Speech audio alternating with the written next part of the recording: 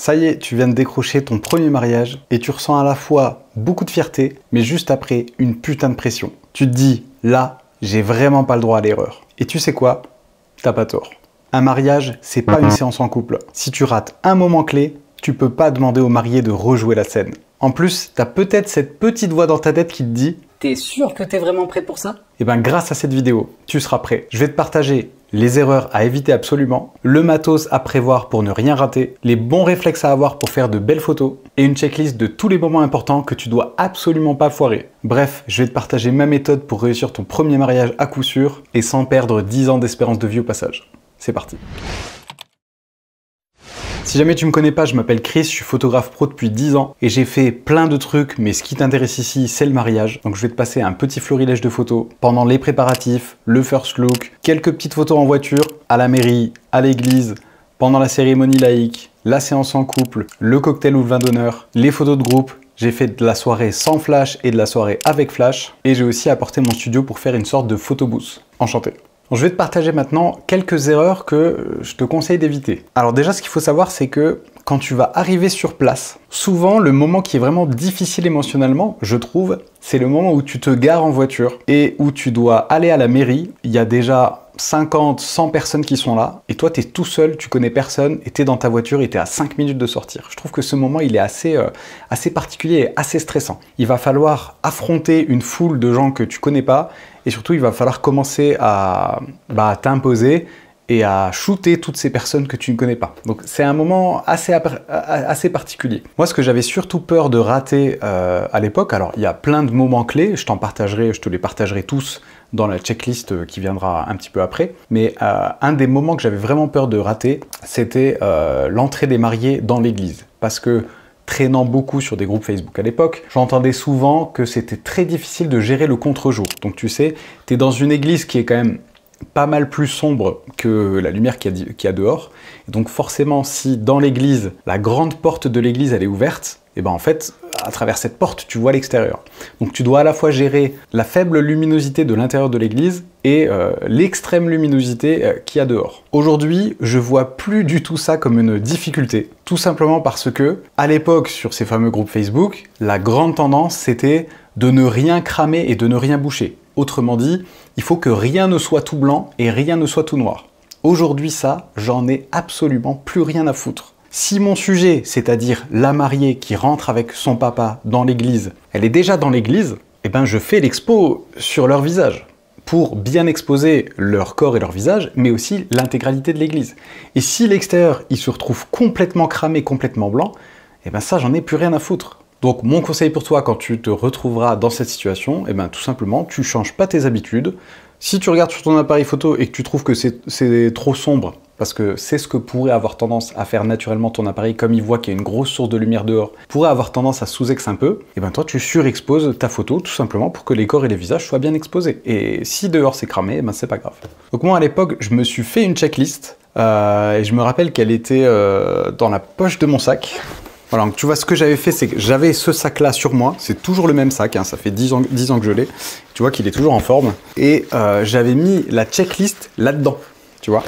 Alors que maintenant, là-dedans, il y a des cartes de visite qui sont plus du tout valables. Mais voilà, j'avais mis ma petite checklist là-dedans. Le truc, c'est que je m'en suis absolument pas servi une seule fois dans la journée. Je m'en suis pas servi une seule fois parce que déjà, je me suis rendu compte que c'était plus un élément rassurant pour moi de savoir que j'avais cette checklist-là à portée de main. Mais je m'en suis pas servi parce que je me suis rapidement rendu compte qu'en fait, dans un événement type mariage, ce qui est surtout important, c'est de suivre le flow. C'est d'être en permanence dans l'adaptation à ce qui se passe devant toi. Si tu es prêt ou prête à t'adapter à tout ce qui se passe devant toi, à toutes les connexions émotionnelles, à tous les échanges, les petits regards, etc., tu n'as absolument pas besoin d'une checklist comme ça. Mais si toi aussi ça peut te rassurer d'en avoir une, je t'en donne une après. Une autre petite erreur que j'avais fait ce jour-là, c'est justement que j'étais toujours en rapport avec l'église d'ailleurs. Quand on était à l'intérieur de l'église, je crois qu'à cette époque-là, je shootais en mode priorité ouverture avec les ISO en manuel. Et du coup, comme on était à l'intérieur de l'église, ben, j'avais monté mes ISO, je sais plus à combien, 800 ou 1600, peut-être même 3002, je sais plus, entre 800 et 3002. Et en fait, quand on est sorti dehors, donc après la cérémonie à l'église, j'ai oublié de changer mes ISO. Mais du coup, les 2-3 premières photos que j'ai prises, eh ben, t'imagines bien que 1600 ISO dehors en pleine journée, t'as une photo qui est toute blanche, donc tu te retrouves avec ça. C'est pas du tout exploitable, donc heureusement, j'ai vite eu le réflexe de changer. Mais j'ai quand même raté quelques petites photos. Ça, ce que ça m'a appris pour la suite, c'est que il faut tout simplement se mettre en ISO auto. Alors, je sais que ça peut susciter plein de débats dans les commentaires. Aujourd'hui, je ne vois vraiment aucune raison de ne pas se mettre en ISO auto, surtout dans des domaines de la photographie comme le reportage. Parce que même si tu es dans une pièce fermée, fixe, quand tu cadres vers là ou quand tu cadres vers là, l'exposition, elle peut changer du tout au tout en fonction de s'il y a des fenêtres, beaucoup d'éclairage ou si là c'est à l'ombre. Vraiment, ton expo, elle peut drastiquement changer. Donc, je vois pas d'intérêt à ne pas se mettre en ISO auto. Surtout qu'aujourd'hui, on a, même dans Lightroom, des super intelligences artificielles qui permettent de réduire le bruit. Et en plus, je pense que c'est le point le plus important, peut-être que ce qui fait peur de se mettre en ISO auto, c'est de se dire « Ouais, mais si je me mets en ISO auto, je vais peut-être être dans certaines situations où mes ISO seront vachement hauts. » Le truc, c'est que si tes ISO sont vachement hauts, c'est que tu en as besoin. C'est que ça manque de lumière. Et si ça manque de lumière, eh ben, il faut monter tes ISO. À condition, bien évidemment, que tu aies déjà ouvert ton diaphragme et que tu aies déjà baissé ta vitesse au maximum. Mais par exemple, quand j'entends des gens dire « Moi, je shoot en ISO auto, mais je mets un plafond à mes ISO pour pas que ça dépasse 3002. » Je trouve ça con. Tout simplement parce que si tu mets un plafond à tes ISO, une fois que ton appareil va atteindre ce plafond d'ISO, s'il a toujours pas assez de lumière selon lui, ce qu'il va faire ensuite, c'est qu'il va baisser ta vitesse d'obturation. Et là, tu risques pas d'avoir du grain sur ta photo, du bruit numérique sur ta photo. Ce que tu risques, c'est d'avoir du flou. C'est que tes photos soient floues, qu'elles aient du flou de bouger. Et personnellement, je préfère largement avoir un petit peu trop de bruit que ma photo soit floue. Donc, mets-toi en ISO auto et ne mets pas de plafond à tes ISO. Donc pour résumer ma philosophie de paramétrage de l'appareil photo, c'est tout simplement que je me mets en mode priorité ouverture avec les ISO en automatique sans plafond. Voilà, et avec cette méthode, tu n'as quasiment plus rien à faire au niveau des boutons de ton appareil photo, si ce n'est éventuellement toucher à la correction d'exposition. Ce petit symbole-là, tu peux monter ta correction d'expo, +1 ou +2 pour faire plus clair quand il y en a besoin, ou -1 ou -2 par exemple pour assombrir ton image quand il y en a besoin. C'est tout ce que tu as à faire. En plus, aujourd'hui, avec les hybrides, tu vois tout de suite le rendu que tu vas avoir dans le viseur. Et donc, si comme moi, tu shootes en mode priorité ouverture, donc le mode A sur ton appareil, et que tu joues avec la correction d'expo, ce que va faire ton appareil photo, c'est qu'il va soit utiliser la vitesse d'obturation pour gagner de la lumière ou pour en perdre, soit utiliser les ISO pour gagner de la lumière ou pour en perdre. Mais il va pas le faire au pif, il va le faire en fonction de la situation lumineuse. S'il a beaucoup de lumière, eh ben, il va jouer en priorité sur l'ouverture, et s'il n'a pas beaucoup de lumière, il va jouer en priorité sur les ISO. Et tu sais quoi? C'est exactement ce que ferait un photographe intelligent. Si tu veux vivre confortablement de tes photos, je t'ai prévu une petite fiche pratique, je te la mets par là. Dedans, je t'explique comment trouver des clients, comment fixer tes tarifs, et je te partage d'autres erreurs à éviter, ainsi que des conseils que j'espère intéressants. Clique sur cette petite fiche ou dans le lien en commentaire épinglé pour la télécharger. Bon, ok, je vais te dévoiler la checklist, les moments qu'il faut absolument pas rater pendant un mariage. Mais avant que je le fasse, il faut que je te dise un truc, ce n'est pas grave de foirer un moment important. J'imagine que tu te mets beaucoup trop la pression pour ça. Et ben tu sais quoi, c'est pas grave si tu rates un truc. Et en plus, si c'est ton premier mariage, ça va forcément arriver. Ça va arriver, tu vas rater des trucs, c'est certain. Et alors, ça va probablement te hanter la première nuit ou les 2-3 jours qui vont suivre. Tu vas revoir cette fameuse photo que tu as ratée, repasser dans un coin de ta tête. C'est normal. Mais si le reste de ton reportage il est bien, je te garantis que les mariés, ils n'y verront que du feu. Même si tu rates le premier baiser à la mairie, si l'intégralité de ton reportage est bien, les mariés, ils t'en tiendront jamais rigueur. Alors, les moments clés de la journée, et on va commencer tout de suite avec les préparatifs de la mariée. Alors, je vais pas te passer en revue tout ce que tu peux faire. Je te passe vraiment en revue les moments importants. Donc, par exemple, tout ce qui est photographier un petit peu les accessoires et des détails. Les chaussures, les bijoux, le bouquet, etc. Tout ça, je vais pas te le mettre dans la checklist. Pendant les préparatifs, évidemment, la mariée, elle va se faire coiffer et maquiller. Donc ça aussi, tu dois le prendre en photo. Je vais pas le mettre dans la checklist. Pendant ce moment-là, il va y avoir sa mère, sa sœur, c'est ça ou ses témoins, il va y avoir des émotions, tu vois, on va se regarder, on va pleurer, on va rigoler, tout ça je te le mets pas dans la checklist, voilà. Il faut bien que tu comprennes que là je te fais une checklist des moments clés, je te dis pas quoi photographier. Et c'est bien pour ça que moi je compte beaucoup plus sur mon feeling et mon adaptabilité que sur une checklist. Si je vois deux personnes ne pas arrêter de se regarder et avoir une petite larme dans un coin de l'œil, bah c'est plutôt ça que je vais photographier plutôt que ma liste ultra carrée de il faut photographier les chaussures de la mariée devant une fenêtre. Ça on s'en fout. C'est bien si tu l'as, mais c'est pas l'essentiel. Donc pendant les préparatifs de la mariée, je te conseille au moins une photo de la robe qui est accrochée, souvent sur un cintre, mais pas forcément. Ici sur cette photo par exemple, c'était sur une poutre parce que la robe était ultra longue. Et quelques portraits de la mariée seule une fois qu'elle est prête. Pour les préparatifs du marié, je te conseille au moins quelques portraits du marié seul une fois qu'il est prêt. Alors ensuite pour la cérémonie civile, c'est-à-dire la mairie. Les moments importants c'est l'entrée du marié, ensuite l'entrée de la mariée plus l'émotion du marié. Évidemment photographier le moment où ils se disent oui ou juste après, parce que tu verras que quand tu shootes pendant le vin d'honneur, les gens quand ils sont en train de parler, c'est pas forcément super esthétique. C'est mieux de les prendre quand ils sont en train de rire. Mais pas rire à gorge déployée, mais voilà. Et pour moi, il y a le juste milieu du... Le sourire, ça peut être beau, un rire, ça peut être beau, mais quand c'est vraiment gloussé, pas forcément super esthétique. Donc, juste après le oui, ça peut être bien. Le premier baiser, évidemment. La signature des registres, donc par les mariés et par les témoins. Et évidemment, la sortie des mariés. Alors ensuite, tu iras probablement à une cérémonie religieuse ou laïque. Donc si c'est pareil, les photos à faire, eh ben, c'est l'entrée du marié avec son proche, l'entrée de la mariée avec un proche, plus le regard ému du marié qui voit sa future femme entrer. S'il est ému, hein, s'il en a rien à foutre, tant pis pour lui.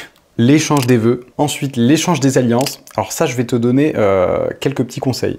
Quand tu vois une personne recevoir la bague, disons que c'est la mariée qui va mettre la bague sur le doigt de son mari. Ce qu'il faut que tu fasses à ce moment-là, si tu veux le meilleur positionnement possible selon moi, c'est que tu te mettes à gauche, sur la gauche de la personne qui reçoit la bague. Donc si c'est moi qui reçois une bague ici comme ça, tiens on va faire comme ça. Si c'est moi qui reçois une bague, il faut que tu te mettes à ma gauche à moi, puisque c'est moi qui reçois la bague. Pourquoi? Parce que comme la bague elle est reçue avec la main gauche, généralement la personne elle va pas mettre sa main vers l'intérieur. C'est pas très agréable pour le poignet, elle va plutôt mettre sa main vers l'extérieur. C'est pour ça qu'il faut que tu te mettes sur la gauche. Et il faut que tu te mettes sur ma gauche à moi et pas sur la droite de la mariée, tout simplement parce que si tu te mets là-bas, là, tu vas rien voir du tout parce qu'il y a la main là qui cache la bague. Donc il faut vraiment que tu te mettes ici. Comme ça, vu d'ici, voilà ce que tu vas voir. Tu vois, on voit la main du marié, la main de la mariée et puis la bague arrivée dessus.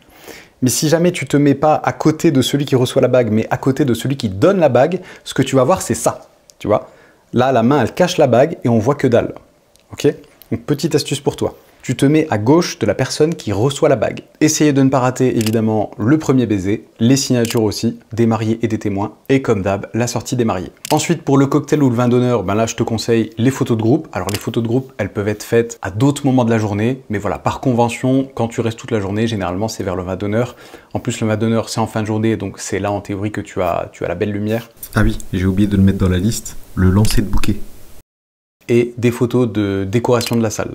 Ensuite, une petite séance en couple, c'est toi l'artiste, hein, je vais pas t'expliquer quoi faire. Et ensuite, pendant la soirée, eh ben, l'entrée des mariés. Décidément, on adore prendre en photo l'entrée des mariés et la sortie des mariés. Les différentes activités, donc s'il y a des discours, s'il y a des passages de diapos ou de vidéos, s'il y a des petits jeux, ben, tout ça, faut le prendre en photo. Éventuellement, alors ça, moi, c'est un truc que je m'impose pas. C'est pas du tout là-dessus que je fais ma communication. Mais toi, si tu veux, ça peut faire partie de ce que tu vends, c'est de prendre en photo les plats. Donc s'il y a plusieurs plats, ben, tu prends en photo chaque plat. Et pourquoi pas de prendre en photo toutes les tables. Voilà, moi c'est un truc que je fais pas forcément, je vends pas mon exhaustivité. Mais toi tu peux vendre ça si tu veux. Tu peux dire, vous avez 12 tables, et ben moi pendant la soirée je passe et je prends des photos de toutes les tables. Généralement c'est un truc que les mariés aiment bien parce que ça les rassure sur le fait qu'ils vont avoir tout le monde en photo. Tu vois, au-delà des photos de groupe. Ensuite, pour la danse, ce qui est important, ça va être l'ouverture du bal et puis la pièce montée. Si jamais tu as envie de faire un workshop certifiant avec moi pour vivre confortablement de la photo, apprendre à trouver tes clients, à fixer tes tarifs, à créer tes offres, on peut faire un workshop ensemble. Ça se passe sur plusieurs jours. C'est même 100% finançable avec ton CPF. Si jamais ça t'intéresse, tu peux te préinscrire. Je te mets le lien juste ici et probablement aussi dans le commentaire épinglé. Donc, au plaisir de te rencontrer pendant ce workshop.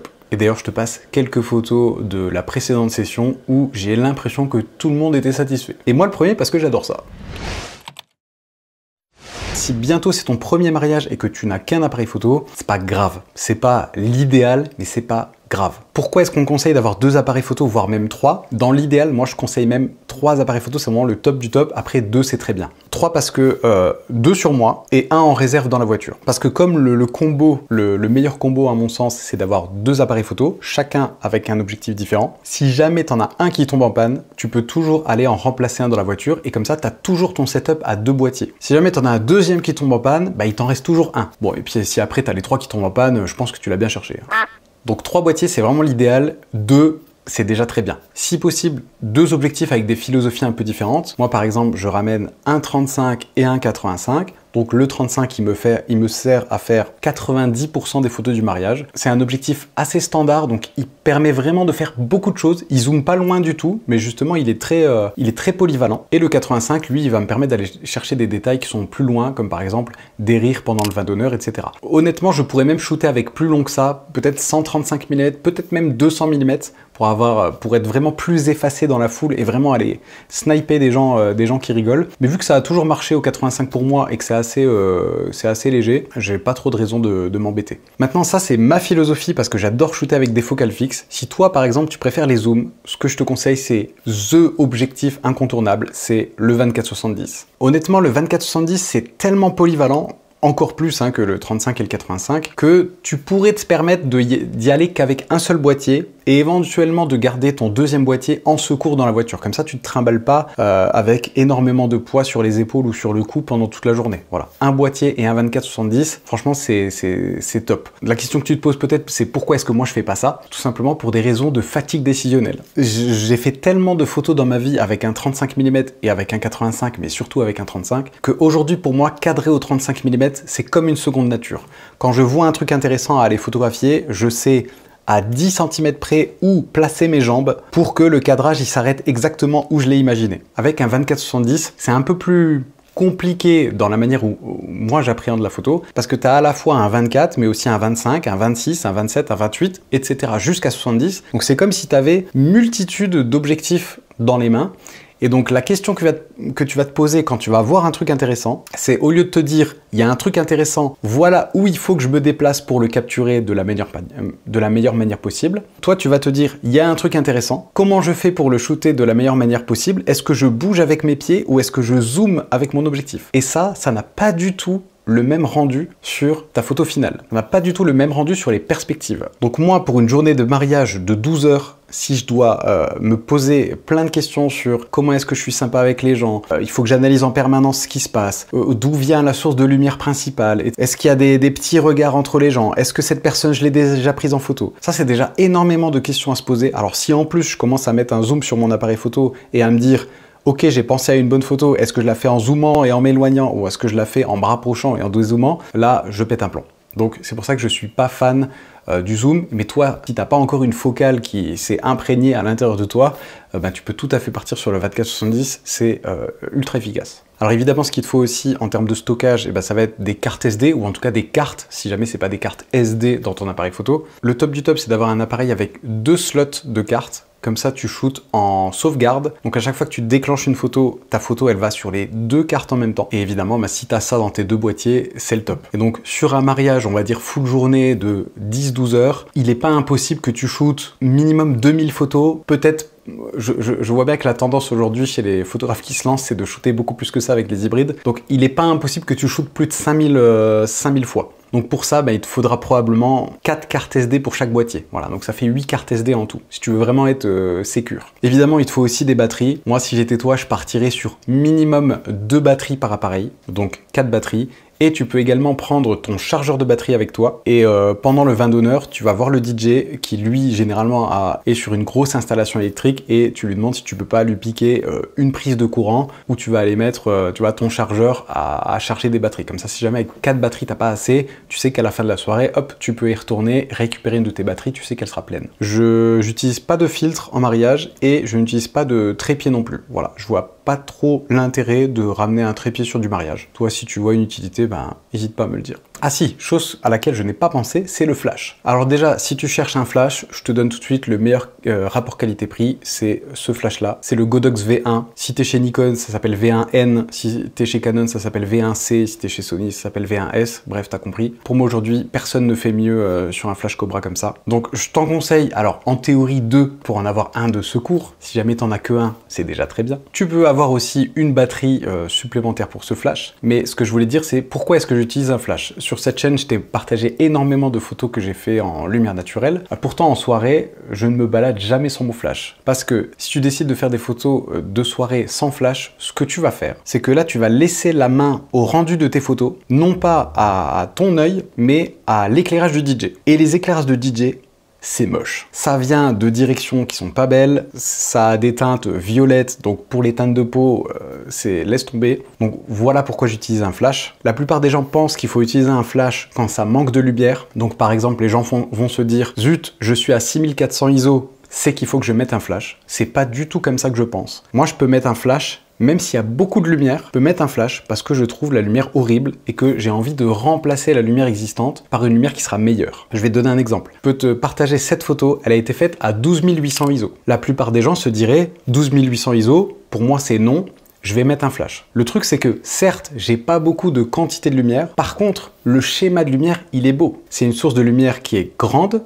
c'est la lumière du projecteur, et la direction de la lumière, elle est placée en face des visages. Donc ça dessine parfaitement le relief des visages des mariés. Donc la forme de la lumière, la qualité de la lumière est excellente, c'est juste que j'ai pas beaucoup de lumière, j'ai pas beaucoup de quantité.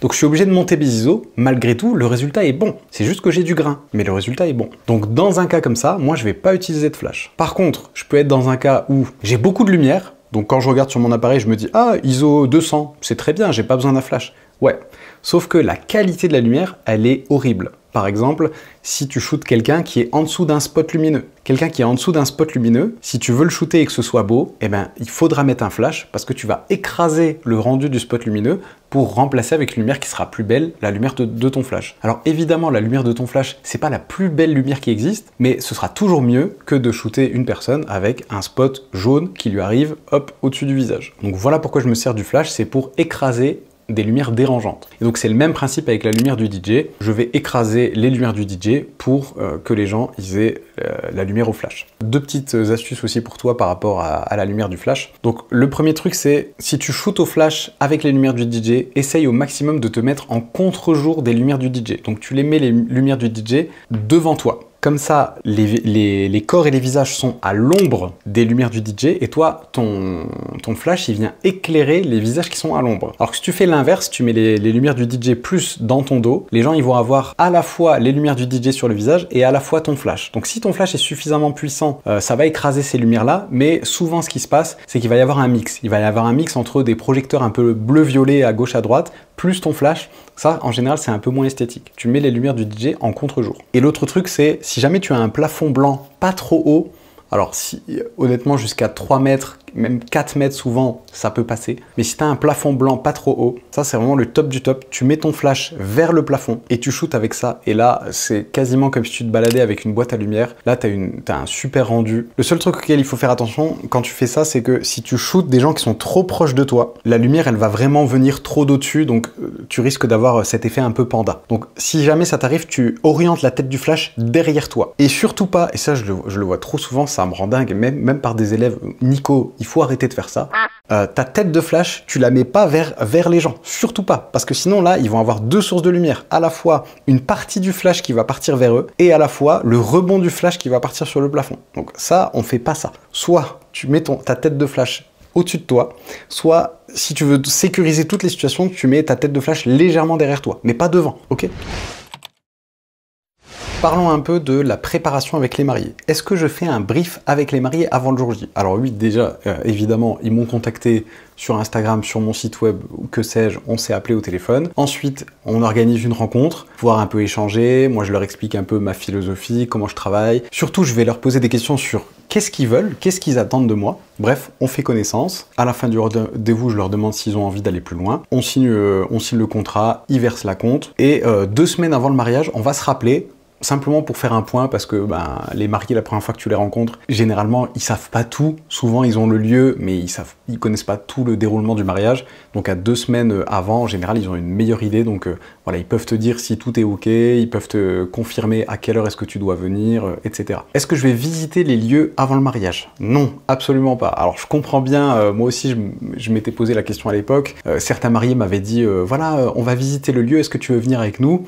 Comme je te l'ai dit, je considère que dans du reportage, ta meilleure force, c'est ton adaptabilité. Donc moi, quand j'arrive sur les lieux, voilà, je regarde où sont les entrées de lumière, du coup, je sais où est-ce que je vais pouvoir me placer pour faire les meilleures photos. Ça sert à rien d'y aller 2 mois à l'avance en me disant « ouais, c'est super, c'est comme ci, c'est comme ça ». Si ça se trouve, les coins que j'aurais repérés, il n'y a personne qui va y aller, donc ça servira à rien. Bref, moi, repérer les lieux à l'avance, honnêtement, ça m'aide pas beaucoup. Est-ce que les mariés, ils m'envoient une liste de ce qu'ils veulent? Ils peuvent m'envoyer une liste s'il y a certains trucs qui leur tiennent à cœur, ou s'ils veulent absolument avoir une photo avec leur mamie, ou que sais-je. Ça, évidemment, ils peuvent me le demander. Par contre, moi là, je suis pas directeur artistique, hein. Je suis photoreporter. Donc je documente ce qui se passe, et en aucun cas, j'essaye le moins possible d'intervenir sur la journée. Donc moi, ce que je veux, c'est que les gens vivent la journée avec le plus d'émotions possible, et moi je suis là pour les capturer. Mais en aucun cas je vais aller dire à quelqu'un d'aller changer, ou je vais aller changer la déco de la table, ou voilà, ça c'est pas mon job. Mon job, c'est de capturer ce qui existe de la plus belle manière possible, en tenant compte des contraintes de lumière et de composition. Mais voilà, je suis pas directeur artistique là. Mais aussi, ce qui est important, et c'est ce que j'aurais dû te préciser à la base, c'est que je considère que les mariés qui viennent me voir, ils sont en accord avec mon style. Ils sont passés par mon site, ils ont vu ce que je proposais. Et en fait, c'est ça qu'ils veulent. Du coup, ils ont vu que j'avais un style un petit peu fine art, un peu lumineux, etc. S'ils viennent me voir en me disant « nous, on fait un mariage ultra sombre et dans des tons super froids », moi, je leur dirais juste c'est pas moi qu'il faut contacter. Donc évidemment, je suis pas directeur artistique, mais s'ils me choisissent, c'est bien pour mon style. Alors, est-ce que je pense qu'il faut être honnête sur son expérience? C'est-à-dire, si jamais tu as fait 0 mariage, est-ce que tu dois le dire? Moi, je suis un grand partisan de l'honnêteté, donc si tu as fait 0 mariage, tu dis tout simplement « voilà, c'est mon premier mariage, j'ai pas de book ou de portfolio à vous montrer, mais si vous voulez, je peux déjà vous montrer mes photos de paysage ou mes photos de couple que j'ai fait il y a 6 mois, peu importe, tu montres un max de photos. Tu dis que c'est ton premier mariage, voilà, tu dis qu'il y aura peut-être des erreurs, mais que tu vas faire du mieux possible pour leur rendre les meilleures photos possibles. Et voilà, tout simplement. Si tu te vends pas 3000 € ton premier mariage, je pense que c'est pas dramatique. Et surtout, toi, ça va aussi t'enlever énormément de pression, parce qu'une fois que tu auras lâché ça, ensuite c'est OK avec les mariés. Voilà, si tout n'est pas parfait, c'est pas grave. Alors, comment est-ce qu'on se sent juste après le mariage? On se sent complètement rincé, complètement exténué. Quand je sors de la soirée d'un mariage, je suis rincé de ouf, mais je suis heureux. Quand je pose mon sac dans ma voiture, je m'étale pendant au moins 10 minutes comme ça sur le siège, et je fais le point sur ma vie. En tout cas, je sais que le lendemain, il est pas rare, surtout quand tu fais vraiment des gros mariages, il est pas rare que le lendemain, tu puisses avoir même l'impression que tu es malade. Donc tu vas peut-être passer une grosse partie de ta journée au lit parce que tu es rincé, parce que tu vas avoir mal aux doigts, parce que tu vois, tenir un appareil photo comme ça pendant 12 heures, ça fait mal aux doigts, ça peut faire mal aux épaules, ça peut faire mal au trapèze, ça peut faire mal au dos. Ça peut faire mal aux jambes aussi. Tu as accumulé cette espèce de fatigue décisionnelle sur toute la journée, tu as dû être ultra sociable et souriant avec tout le monde pendant toute la journée. Donc le lendemain, si tu as l'impression que tu as la grippe, c'est normal. Bon, malgré tout, le soir, quand je rentre chez moi, avant d'aller me coucher, là, c'est vraiment là que c'est dur. Mais avant d'aller me coucher, je prends toutes mes cartes, j'allume mon ordinateur et je fous tout sur l'ordi. Comme ça, je suis sûr que j'ai tout au minimum à 2 endroits, sur les cartes et sur l'ordinateur. Et plus tard, je vais faire d'autres backups sur d'autres disques durs que je vais séparer géographiquement. Mais bref, en tout cas, il faut au moins que mes photos après le mariage, elles soient à 2 endroits différents. Ensuite, est-ce que je fais une pause? Alors, je fais une pause généralement le lendemain, parce que le dimanche, je suis claqué. Mais dès le lundi, je m'attelle au tri et à la retouche des photos. Alors, avant, ce que je faisais, c'est que je triais tout. Généralement, trier, on va dire, pour 10-12 heures de prestation, ça me prenait quand même, on va dire, 3 heures pour trier toutes les photos, ce qui n'est pas énorme, mais ce qui est quand même un peu exténuant parce que c'est un peu du travail à la chaîne. Ensuite, on va dire, je crois, 5 heures pour retoucher environ 1000 photos. Aujourd'hui, je fais plus tout ça à la main, j'utilise une intelligence artificielle qui s'appelle Imagen. Je t'en ai déjà fait une vidéo là-dessus, je te la mets par là. En gros, Imagen, c'est une intelligence artificielle qui va apprendre ton style de retouche et toi, en fait, tu as juste à lui envoyer tes photos brutes et elle peut t'aider à faire la sélection en te disant par exemple, bah tiens, il y en a 5 qui se ressemblent. Moi, je pense que la meilleure de ces 5-là, eh ben, c'est celle-ci. Toi, évidemment, tu peux vérifier. Donc ça aide déjà beaucoup à faire le tri. Et ensuite, toutes les photos que tu as décidé de garder, eh ben, elle peut les retoucher avec ton style. Donc c'est pas juste l'application d'un preset, elle applique ta philosophie de retouche comme tu lui as appris. Bref, je rentre pas dans les détails, je te remets un lien vers la vidéo à la fin de cette vidéo là. Donc ça, clairement, ça a vachement allégé mon workflow et surtout maintenant, ben, je peux trier et retoucher un mariage complet en moins de 2 heures. Ensuite, ce que je vais faire, c'est que je vais livrer des photos. En fait, j'ai pas juste envie d'envoyer des fichiers dématérialisés, j'ai aussi envie que les gens ils aient quelque chose de physique. Donc, je leur livre une petite boîte avec dedans 50 tirages et une clé USB avec toutes les photos. Moi, je mets les photos en 2 formats. Le format full size, donc vraiment la taille maximale. Comme ça, ils peuvent faire leur propre tirage et agrandissement s'ils veulent, ou album photo, et en taille adaptée pour le partage par internet, réseaux sociaux, etc. Donc un fichier plus petit, plus léger, mais plus facile, voilà, pour se l'envoyer entre famille, collègues ou amis. Pour terminer, en préparant cette vidéo, je me suis dit, est-ce qu'il y a une photo que j'oublierai jamais? Et si oui, pourquoi? Alors déjà, je sais pas si je peux te la montrer, mais si je peux te la montrer, elle apparaît maintenant. Cette photo, c'est la photo de la mamie de Léa. Léa, c'est une ancienne mariée. Et en fait, cette photo, elle est un peu particulière. Comme je te l'ai dit, je mets vachement l'accent sur mon adaptation à ce qui se passe. Là, je vois que la mariée, elle part avec une mamie vers l'extérieur. Je trouve ça un peu étrange.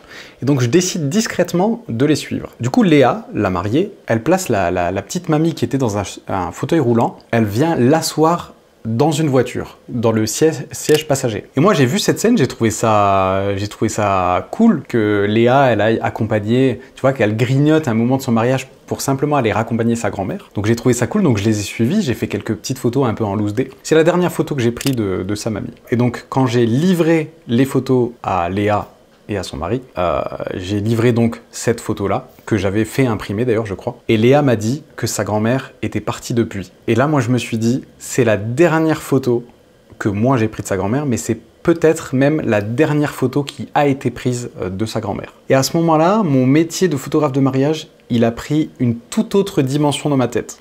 Parce que je me suis dit, je fais pas juste plaisir à des mariés, je leur fournis vraiment des souvenirs pour la vie. Je crois qu'aujourd'hui, c'est une de ses photos préférées, et moi aussi. Si tu veux recevoir ta petite fiche pratique pour vivre confortablement de la photo, clique ici. Et si tu veux aller voir la vidéo sur Imagen, l'IA qui t'aide à trier et à retoucher tes photos automatiquement, je te mets la vidéo ici. C'était Chris, prends soin de toi.